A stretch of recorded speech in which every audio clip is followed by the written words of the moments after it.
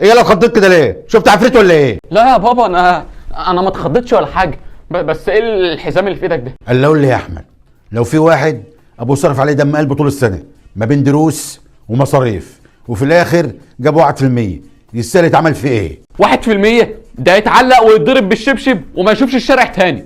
بس مين يا حاج اللي امه داعي عليه ده؟ واحد كده حيوان. هو انا ست ولا ما اعرفش ولا ايه؟ بس محمود لسه ما جابش النتيجه، يمكن يكون جابها.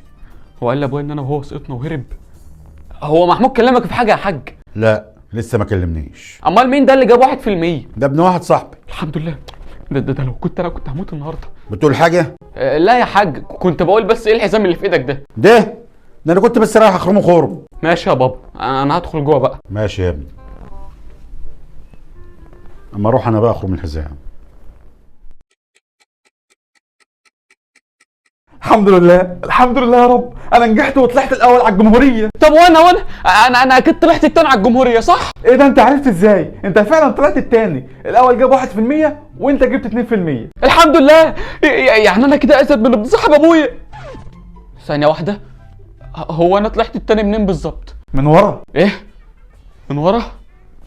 يعني ايه من ورا؟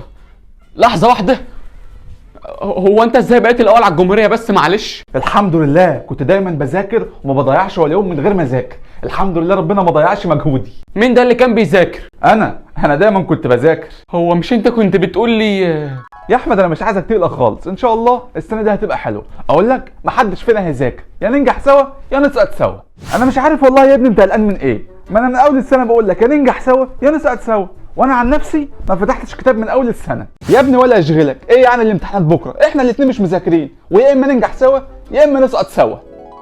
يعني ايه يا احمد ابني جاب 2%؟ استخبى فين؟ استخبى فين؟ يلا يا احمد عشان تتعلم وتنضرب بالشبشب وما تشوفش الشارع تاني، مش ده اللي انت كنت قايله؟ ها؟ لا ده الكلام ده انا كنت قايله على اللي جايب 1%، انما انا جايب 2%. يعني ايه؟ مش عارف، بس المفروض يتخصم لي يعني. من عيني هخصم لك. حاضر.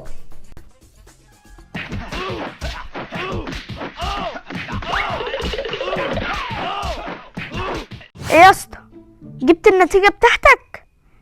نجحت؟ طب وانا؟ 5%؟